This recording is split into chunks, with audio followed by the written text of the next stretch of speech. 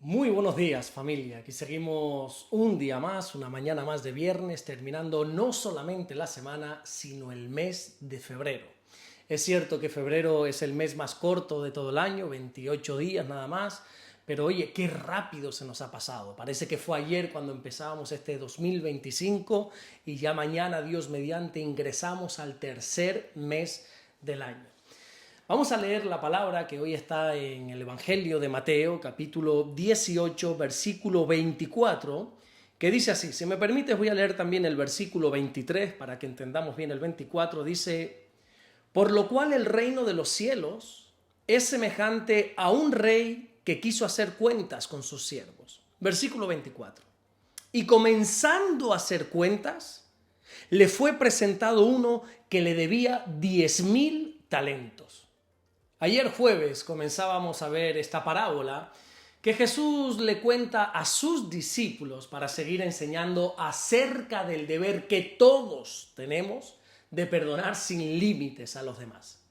Y esta parábola comienza haciendo una comparación entre el reino de los cielos y un rey que quería comenzar a hacer cuentas con aquellas personas que un día le pidieron dinero y que no se lo han devuelto. Y en este versículo nos encontramos cómo el rey comienza este proceso. Mira, lo primero que quiero resaltar es una palabra que sale aquí en el versículo anterior, en el versículo 23, y otra palabra que sale en el versículo de hoy, en el 24.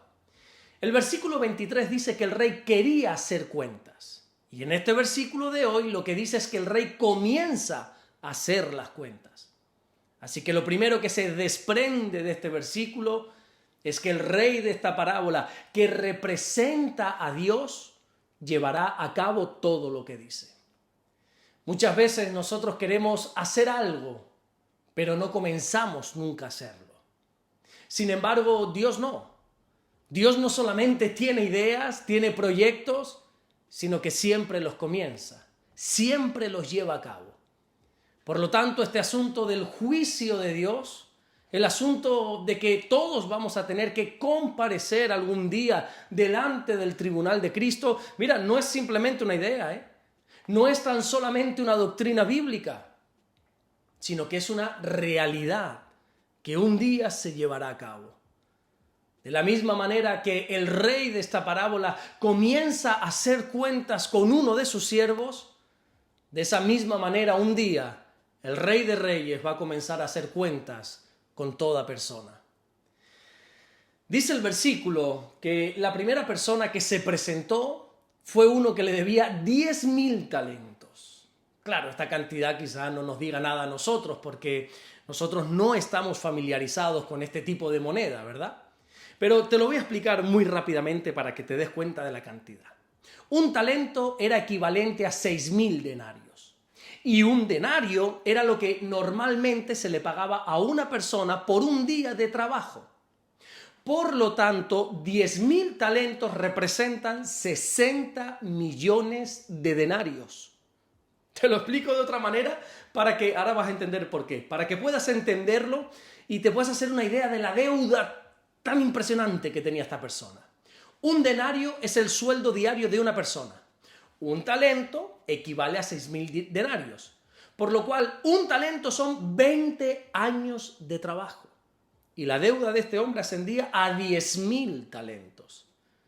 Es que incluso hay alguien que lo ha llegado a comparar esta deuda a la deuda nacional de un país, pero en este caso llevada a cabo por una sola persona. ¡Qué tremendo!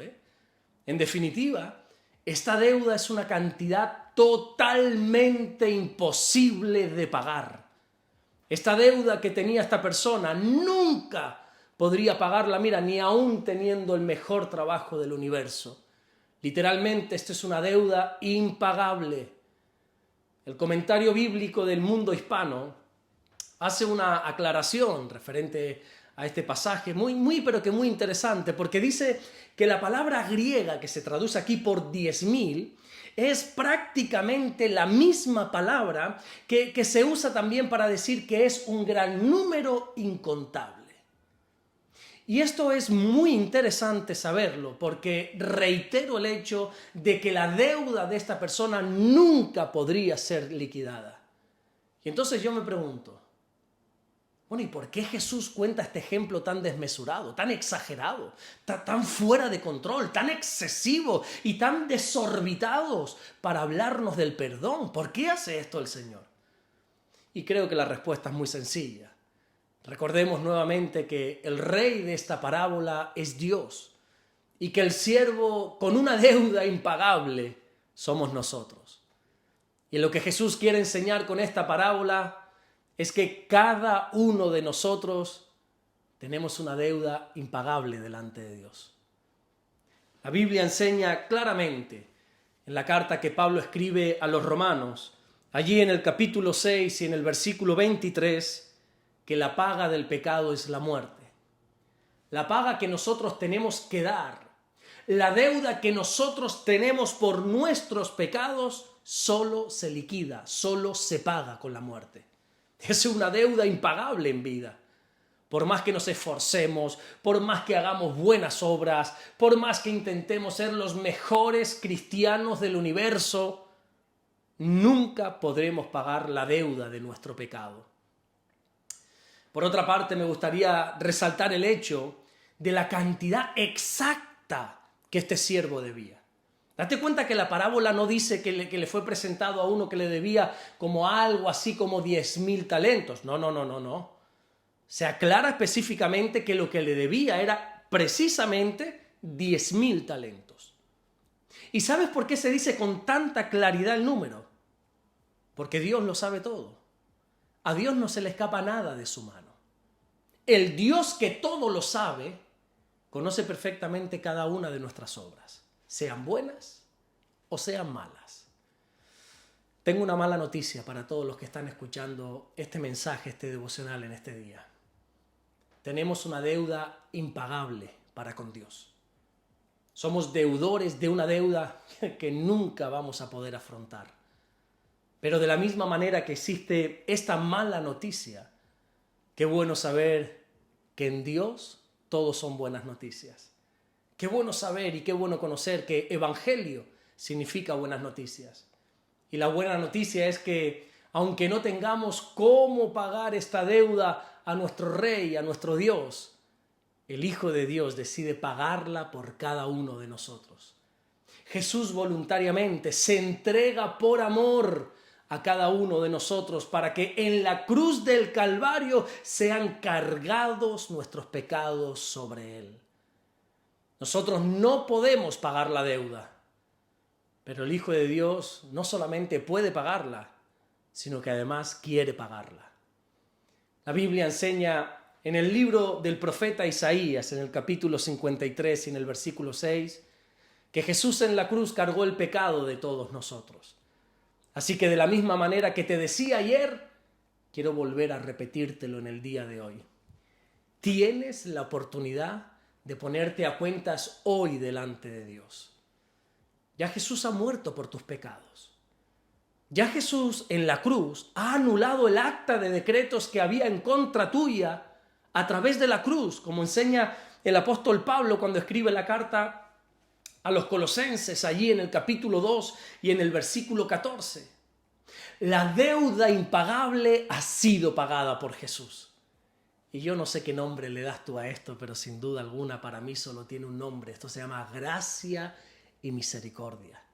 Nunca te olvides de esto. Dios tiene gracia y misericordia para con cada uno de nosotros y ha pagado esa deuda impagable, imperdonable.